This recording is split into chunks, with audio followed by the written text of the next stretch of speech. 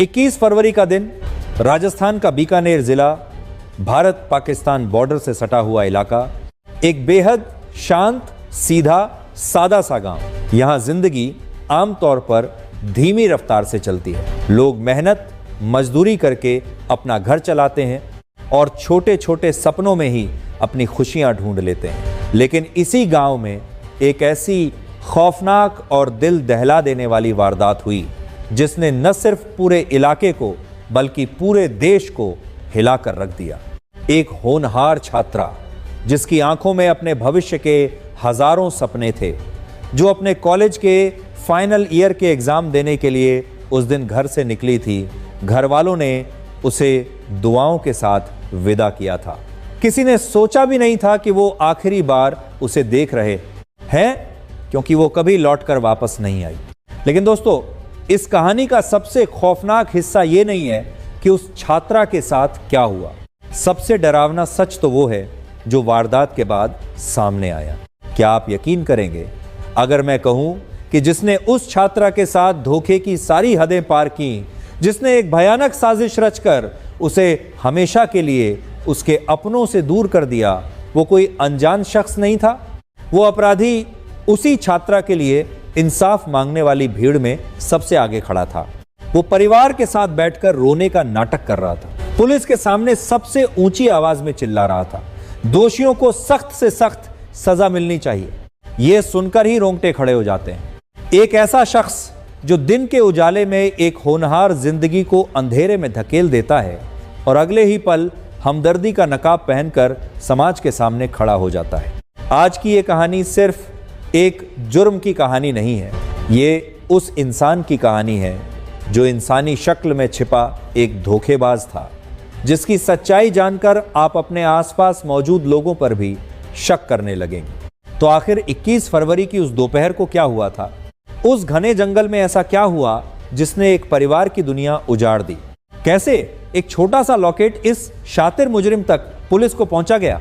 और कैसे पुलिस ने उसके चेहरे से शराफत का नकाब नोचकर असली चेहरा सबके सामने ला दिया? दिल थाम कर बैठिए, क्योंकि यह वाकया आपको अंदर तक झकझोर देगा। राजस्थान के बीकानेर जिले में रंजीतपुरा थाना क्षेत्र के अंतर्गत एक गांव आता है। यह गांव बिल्कुल बॉर्डर के पास बसा हुआ है। दूर दूर तक रेत के टीले, सन्नाटा और सादा जिंदगी। इसी गांव में एक छोटा सा परिवार रहता था, बेहद साधारण परिवार। मेहनत मजदूरी करके अपना गुजारा करता था और अपने बच्चों को एक बेहतर जिंदगी देने का सपना देखता था। इसी परिवार में 21-22 साल की एक होनहार छात्रा थी, पढ़ाई में तेज, स्वभाव से शांत और अपने माँ बाप की आंखों का तारा। कॉलेज में उसका फाइनल ईयर चल रहा था। यह वही साल था जो किसी भी छात्र के भविष्य की दिशा तय करता है। वो अपनी जिंदगी के सबसे अहम एग्जाम दे रही थी। घर वाले बहुत खुश थे।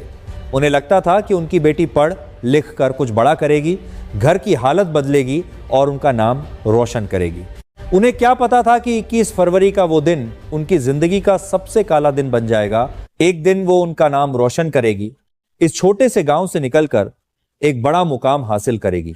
यही सपना उसके माता पिता हर रोज देखते थे। लेकिन 21 फरवरी की वो मनहूस दोपहर सब कुछ बदल देने वाली थी।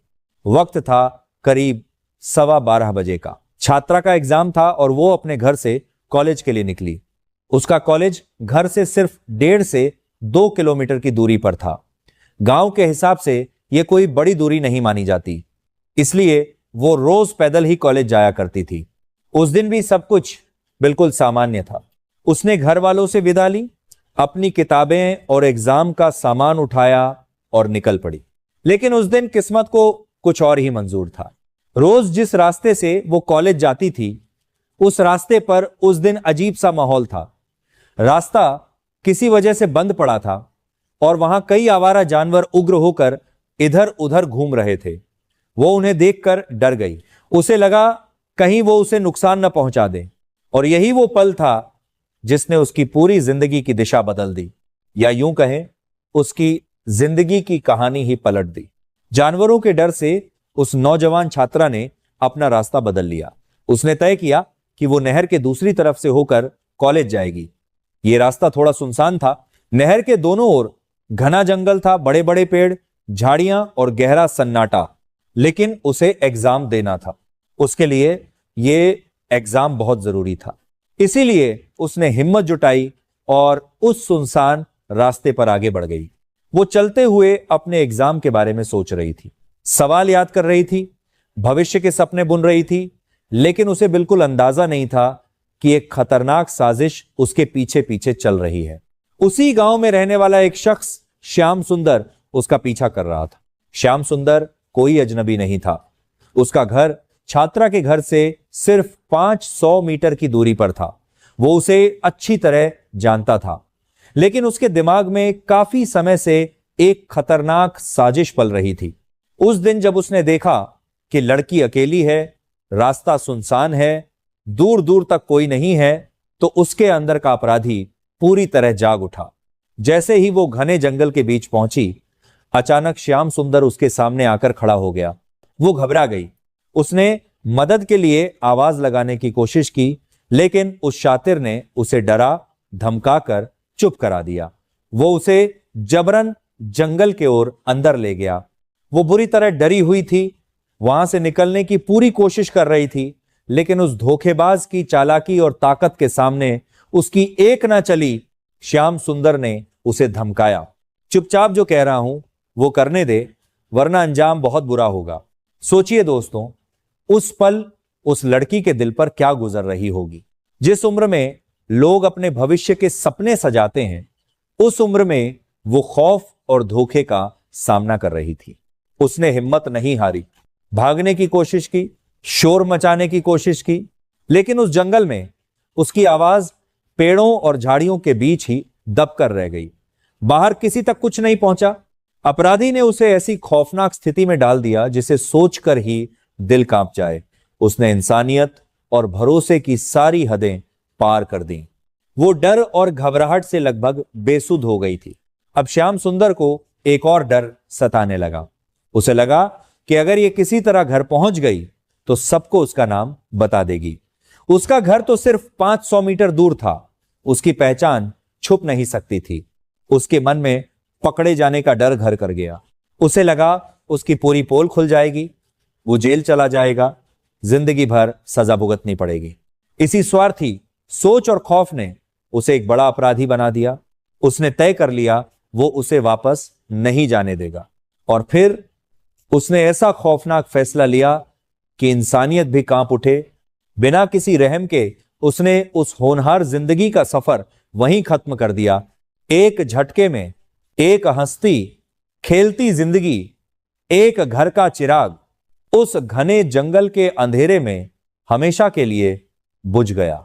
उसने बेसुध पड़ी छात्रा को जंगल की घनी झाड़ियों के बीच छुपा दिया और वहां से ऐसे निकल गया जैसे कुछ हुआ ही ना हो। वो सीधे घर पहुंचा, हाथ मुंह धोया और बिल्कुल एक आम इंसान की तरह अपनी रोजमर्रा की जिंदगी में लग गया। उधर समय बीत रहा था, दोपहर ढलने लगी थी, कॉलेज में एग्जाम खत्म होने वाला था। प्रोफेसर ने नोटिस किया कि पढ़ाई में इतनी तेज छात्रा आज एग्जाम देने नहीं आई। उन्हें चिंता हुई। उन्होंने रिकॉर्ड से परिवार का नंबर निकाला और फोन किया। हेलो, आपकी बेटी आज कॉलेज क्यों नहीं आई? उसका तो बहुत जरूरी एग्जाम था। फोन पर यह शब्द सुनते ही माता पिता के पैरों तले जमीन खिसक गई। उन्होंने घबरा कर कहा, क्या कह रहे हैं आप? वो तो काफी देर पहले एग्जाम देने के लिए घर से निकल चुकी है। अब घर में खौफ का ऐसा माहौल बन गया जिसे शब्दों में बयान करना मुश्किल है। परिवार बदहवास होकर सड़कों पर निकल पड़ा। आस पड़ोस के लोगों को इकट्ठा किया गया। गांव में खबर आग की तरह फैल गई। होनहार बेटी रास्ते से गायब हो गई है। पूरा गांव उसे ढूंढने निकल पड़ा। खेतों में, पगडंडियों पर, चौपालों पर, हर जगह तलाश शुरू हो गई। लेकिन अब जो बात सामने आई उसने सबको अंदर तक हिला दिया। जब पूरा गांव उसे ढूंढने में लगा था, जब उसके माता पिता रो रो कर बेहाल थे, तब उस भीड़ में सबसे आगे कौन था? वही अपराधी श्याम सुंदर। जी हां, वही शख्स जिसने कुछ घंटे पहले यह खौफनाक साजिश रची थी। अब वो हमदर्द पड़ोसी बनकर कंधे से कंधा मिलाकर तलाश करने का नाटक कर रहा था। लोगों से पूछ रहा था, अरे किसी ने देखा क्या, हमारी बच्ची कहां चली गई। वो इतना सामान्य व्यवहार कर रहा था कि किसी को उस पर रत्ती भर भी शक नहीं हुआ। तलाश करते करते गांव वालों की भीड़ आखिरकार उस नहर के किनारे पहुंच गई और यहीं से कहानी ने एक और डरावना मोड़ लिया। जहां से उसने अपना रास्ता बदला था, लोगों ने देखा कि नहर के उस पार जाने वाला रास्ता बिल्कुल सुनसान था। आगे घना जंगल शुरू हो जाता था। माहौल कुछ ऐसा था कि अच्छे अच्छों की हिम्मत जवाब दे जाए। फिर भी कुछ लोगों ने साहस किया और जंगल के अंदर की तरफ बढ़ने लगे। जैसे जैसे वो लोग भीतर जाते गए, सन्नाटा और गहरा होता गया। हवा तक जैसे थम सी गई थी। तभी अचानक एक आवाज गूंजी। सब ठिठक गए। उसी बीच एक गांव वाले की नजर झाड़ियों के बीच पड़ी। वहां वो छात्रा बेसुध हालत में पड़ी थी। जो नजारा सामने था वो इतना खौफनाक और दिल दहला देने वाला था कि देखने वालों की आंखें फटी की फटी रह गईं। किसी की हिम्मत नहीं हो रही थी आगे बढ़ने की। उसकी वो हालत देखकर हर आंख नम हो गई। वहां का सन्नाटा मानो चीख चीख कर उस भयानक साजिश की गवाही दे रहा था। किसी को एक सेकंड भी नहीं लगा यह समझने में कि उसके साथ बहुत बड़ा धोखा हुआ है और बेरहमी से उसे हमेशा के लिए खामोश कर दिया गया है। जैसे ही यह खबर उसके माता पिता तक पहुंची, वो बदहवास हालत में दौड़ते हुए वहां पहुंचे। अपनी फूल सी बच्ची की वो हालत देखकर मां वहीं बेसुध होकर गिर पड़ी। पिता दहाड़े मार कर रोने लगे। पूरा गांव मातम में डूब गया। दुख के साथ साथ गुस्से की लहर भी दौड़ गई। लोगों का खून खौल उठा। गांव वालों ने तय कर लिया, जब तक पुलिस इस मामले में लापरवाही छोड़कर अपराधी को गिरफ्तार नहीं करती, तब तक वो शव को वहां से उठाने नहीं देंगे। पुलिस को तुरंत सूचना दी गई। कुछ ही देर में सायरन बजाती पुलिस की गाड़ियां जंगल में पहुंच गईं। जिले के बड़े अधिकारी एसपी साहब खुद भारी पुलिस बल के साथ मौके पर पहुंचे। एफएसएल की टीम भी बुला ली गई ताकि क्राइम सीन से हर छोटा बड़ा सबूत इकट्ठा किया जा सके। लेकिन गांव वालों का गुस्सा सातवें आसमान पर था। पुलिस प्रशासन के खिलाफ लगातार नारेबाजी हो रही थी। हमें इंसाफ चाहिए, अपराधी को सख्त सजा दो। जब तक मुजरिम नहीं पकड़ा जाएगा हम यहां से नहीं हटेंगे। और हैरानी की बात यह थी कि इस आक्रोश भरी भीड़ में सबसे ऊंची आवाज उसी शख्स की थी, श्याम सुंदर। वो पुलिस के सामने सीना तान कर खड़ा था और चिल्ला रहा था, पुलिस प्रशासन मुर्दाबाद, हमारी बेटी को इंसाफ दो, उस मुजरिम को हमारे हवाले करो, हम उसे कानून के कटघरे में खड़ा करेंगे। जरा उसकी सोच और उसकी शातिर चाल का अंदाजा लगाइए। एक इंसान इतना गिर कैसे सकता है, खुद एक जिंदगी को बेरहमी से खत्म करे और फिर उसी भीड़ के सामने खड़े होकर इंसाफ की मांग भी करे। वो सिर्फ पुलिस और गांव वालों को गुमराह कर रहा था। वो चाहता था कि वो इस आंदोलन का चेहरा बन जाए ताकि किसी का शक उस पर जाए ही नहीं। पुलिस अधिकारियों ने बहुत समझाने बुझाने के बाद हाथ जोड़कर परिवार और गांव वालों को शांत किया। उन्हें भरोसा दिलाया गया कि पुलिस आसमान पाताल एक कर देगी, लेकिन इस अपराधी को पाताल से भी ढूंढ कर निकालेगी। काफी मशक्कत के बाद परिवार वाले माने। आगे की कानूनी कार्रवाई शुरू की गई। सरकार की तरफ से भी तुरंत एक्शन लिया गया। प्रशासन ने पीड़ित परिवार को 5 लाख रुपए पीड़ित प्रतिकर योजना के तहत और 5 लाख रुपए मुख्यमंत्री सहायता कोष से देने की घोषणा की। साथ ही परिवार के एक सदस्य को संविदा पर सरकारी नौकरी देने का वादा भी किया गया। लेकिन जरा सोचिए, क्या 10 लाख रुपए और एक नौकरी उस मां की सूनी गोद फिर से भर सकती है? क्या वो उस पिता के आंसू पहुंच सकती है जिसने अपनी बेटी को एक अफसर बनने के सपने दिखाए थे? एक होनहार छात्रा जो शायद आगे चलकर अपने गांव और देश का नाम रोशन करती, उसे एक अपराधी ने अपनी घटिया सोच और साजिश का शिकार बना दिया। यह मुआवजा सिर्फ एक सरकारी प्रक्रिया थी। उस परिवार की असली मांग तो सिर्फ और सिर्फ इंसाफ थी। अब यह केस पुलिस के लिए एक बड़ी चुनौती बन चुका था। पहला बॉर्डर का इलाका, दूसरा कोई चश्मदीद गवाह नहीं, तीसरा ऐसा लग रहा था कि अपराधी कोई सुराग छोड़कर नहीं गया। लेकिन कहते हैं ना, जुर्म चाहे कितनी भी चालाकी से क्यों ना किया जाए, अपराधी से कोई ना कोई गलती जरूर होती है और वही गलती उसे सलाखों के पीछे पहुंचा देती है। इधर पुलिस की तफ्तीश शुरू हो चुकी थी और उधर श्याम सुंदर का ड्रामा बढ़ता ही जा रहा था। वो सिर्फ सड़कों पर ही नहीं बल्कि सोशल मीडिया पर भी खुद को एक एक्टिविस्ट के रूप में पेश करने लगा था। और याद रखिए, ये श्याम सुंदर कोई अनपढ़ आदमी नहीं था।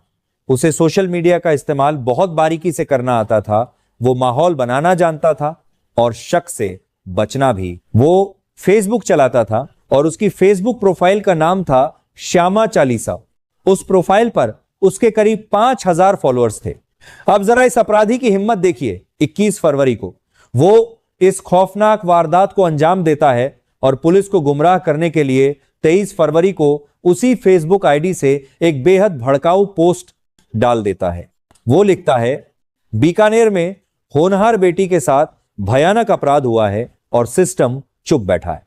वो प्रशासन को घेर रहा था, बाकायदा आंदोलन की तस्वीरें और पोस्ट शेयर कर रहा था जिनमें वो खुद खड़ा होकर न्याय मांगता दिखाई दे रहा था।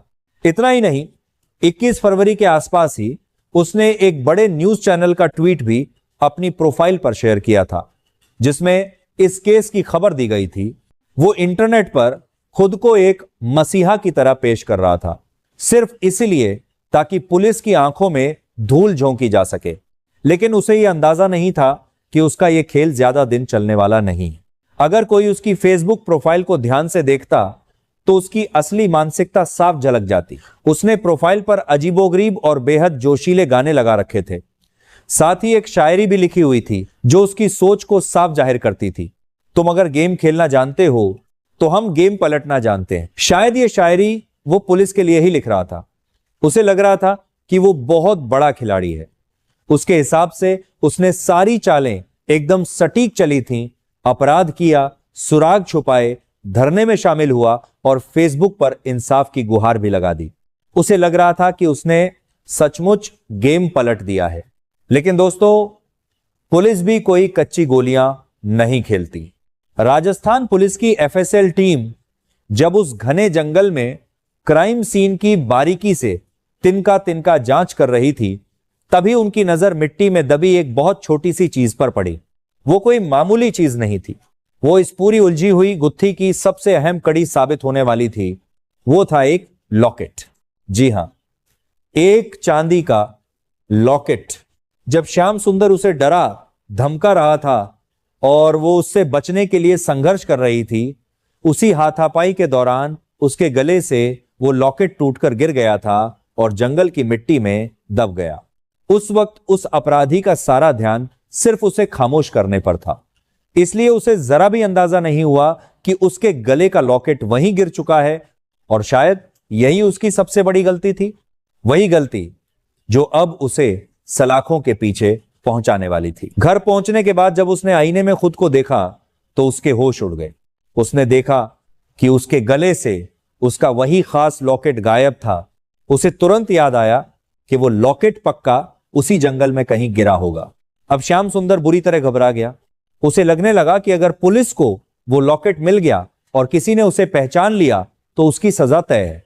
लेकिन यहीं पर इस शातिर अपराधी ने अपने खेल पलट देने वाले दिमाग का इस्तेमाल किया। 21 फरवरी को वारदात हुई थी। 22 फरवरी की सुबह वो चुपचाप बाजार पहुंचा। वो एक सुनार की दुकान पर गया और बिल्कुल वैसा ही हूबहू दिखने वाला दूसरा लॉकेट खरीद लिया। पुलिस जब गांव वालों से पूछताछ कर रही थी कि ये लॉकेट आखिर किसका है, तभी श्याम सुंदर सीना तानकर उनके सामने खड़ा हो गया। बड़े आत्मविश्वास से बोला, साहब मेरा लॉकेट तो मेरे गले में है, देखिए जंगल वाला लॉकेट मेरा नहीं है। उसे लग रहा था कि उसने पहले से ही अपने बचाव की पूरी कहानी बुन ली है। उसे पूरा यकीन था कि वह पुलिस को चकमा दे देगा, लेकिन यही उसकी जिंदगी की सबसे बड़ी भूल साबित हुई। दरअसल पुलिस को क्राइम सीन से लॉकेट मिल चुका था और इस बात को उन्होंने बेहद गुप्त रखा था। गांव में किसी को भनक तक नहीं लगने दी कि उन्हें वहां से क्या सबूत हाथ लगा है। इसके बाद पुलिस ने अपना इंटेलिजेंस नेटवर्क एक्टिव कर दिया, मुखबिरों का जाल बिछाया गया उस दिन उस रास्ते से गुजरने वाले हर शख्स की चुपचाप प्रोफाइलिंग शुरू हुई। इसी दौरान पुलिस की नजर श्याम सुंदर पर जाकर टिक गई। उसे देखकर थोड़ा शक होने लगा था। वो कुछ ज्यादा ही बढ़ चढ़कर धरना प्रदर्शनों में हिस्सा ले रहा था, हर जगह सबसे आगे नजर आता था। क्रिमिनल साइकोलॉजी कहती है कि कई बार अपराधी खुद ही जांच के आसपास मंडराता रहता है, सिर्फ यह जानने के लिए कि पुलिस को कितना पता चल चुका है। श्याम सुंदर भी शायद यही कर रहा था। पुलिस ने सादी वर्दी में अपने जवानों को गांव में फैला दिया। जब लोगों से दबी जुबान में पूछताछ हुई तो एक व्यक्ति ने बताया कि जंगल में मिला लॉकेट बिल्कुल वैसा ही है जैसा श्याम सुंदर पहनता है। बस यहीं पुलिस का माथा ठनक गया। पुलिस तुरंत श्याम सुंदर के पास पहुंची। अधिकारी ने उसकी आंखों में आंखें डालकर पूछा, क्यों श्याम सुंदर, यह लॉकेट तुम्हारा है क्या जो जंगल में मिला है? श्याम सुंदर ने बिना देर किए अपने गले से नया खरीदा हुआ लॉकेट बाहर निकाला। मुस्कुराते हुए बोला, अरे नहीं साहब, मेरा लॉकेट तो ये रहा। जब ये मेरे गले में है तो जंगल वाला मेरा कैसे हो सकता है? एक पल को लगा जैसे उसने पुलिस को उलझा दिया हो, लेकिन पुलिस अफसर की नजरें बहुत पारखी थीं। उन्होंने उस लॉकेट की चमक देख ली। महीनों या सालों से पहना गया लॉकेट और बिल्कुल नया लॉकेट, दोनों की चमक में जमीन आसमान का फर्क होता है। इसके बाद पुलिस ने उस सुनार की दुकान का पता लगाया जहां से श्याम सुंदर अक्सर खरीदारी करता था। पूछताछ में सुनार सच बोल पड़ा। उसने साफ कहा, हां साहब, कल सुबह ही श्याम सुंदर मेरी दुकान पर आया था। बहुत घबराया हुआ था। उसने बिल्कुल वैसा ही नया लॉकेट खरीदा है जैसा वो पहले पहनता था। अब खेल खत्म हो चुका था। श्याम सुंदर की सारी चालाकी औंधे मुंह गिर चुकी थी। सबूत पुख्ता थे। पुलिस ने बिना एक पल गंवाए उसे गिरफ्तार किया और सीधे थाने ले आई।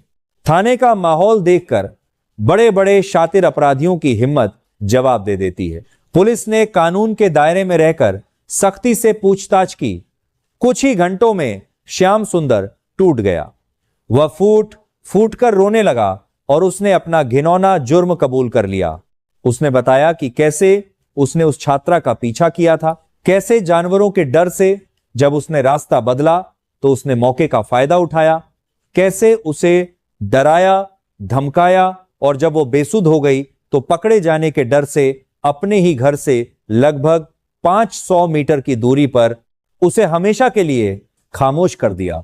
जब सच्चाई गांव वालों के सामने आई, जब परिवार को पता चला कि जिस आदमी के साथ वे कंधे से कंधा मिलाकर अपनी बेटी को ढूंढ रहे थे, जो पुलिस के सामने इंसाफ की मांग कर रहा था, वही इस खौफनाक साजिश का गुनहगार निकला, तो पूरे गांव में सन्नाटा छा गया। लोगों को अपनी आंखों और कानों पर यकीन नहीं हो रहा था। सोशल मीडिया पर जब यह सच सामने आया तो श्याम सुंदर की श्याम चालीसा वाली प्रोफाइल पर लोगों का गुस्सा फूट पड़ा। जिन पोस्ट पर वह इंसाफ की गुहार लगा रहा था, उन्हीं पोस्ट के कमेंट सेक्शन में लोग उसे खरी खोटी सुनाने लगे। लोग लिखने लगे, तूने इंसानियत के नाम पर कलंक लगा दिया है, कानून तुझे इसकी सख्त सजा देगा। पुलिस ने श्याम सुंदर पर गंभीर अपराध, हत्या और सबूत मिटाने जैसी कड़ी धाराओं में केस दर्ज किया है। उसे जेल की सलाखों के पीछे भेज दिया गया है। अब पुलिस जल्द से जल्द चार्जशीट कोर्ट में पेश करने की तैयारी कर रही है ताकि फास्ट ट्रैक कोर्ट के जरिए उसे सख्त से सख्त सजा मिल सके। दोस्तों, इस कहानी को सुनाने का मकसद किसी की भावनाओं को ठेस पहुंचाना या डर पैदा करना नहीं है। मकसद सिर्फ इतना है कि हम समाज की उस सच्चाई को समझें जिसे हम अक्सर नजरअंदाज कर देते हैं। एक होनहार छात्रा जो अपने सपनों की उड़ान भरने वाली थी, उसे एक ऐसे शख्स ने धोखा दिया जो इंसानी शक्ल में उसके आसपास ही घूम रहा था। यह घटना हमें सिखाती है कि आंख बंद करके किसी पर भरोसा करना सही नहीं है। अपनी सुरक्षा के प्रति सतर्क रहना बहुत जरूरी है। सुनसान रास्तों से बचना, परिवार से खुलकर बात करना और किसी भी संदिग्ध हरकत को नजरअंदाज न करना आज के समय की सबसे बड़ी जरूरत है। हम उम्मीद करते हैं कि न्यायपालिका इस मामले में कोई ढिलाई नहीं बरतेगी और इस अपराधी को ऐसी सजा मिलेगी जो आने वाले समय में दूसरों के लिए सबक बने। उस मासूम जिंदगी को सच्ची श्रद्धांजलि तभी मिलेगी जब हमारा समाज सच में सबके लिए सुरक्षित बनेगा। इस वीडियो में बस इतना ही। अगर आपको वीडियो पसंद आया है तो वीडियो को लाइक करके चैनल को सब्सक्राइब करना बिल्कुल ना भूलें। धन्यवाद।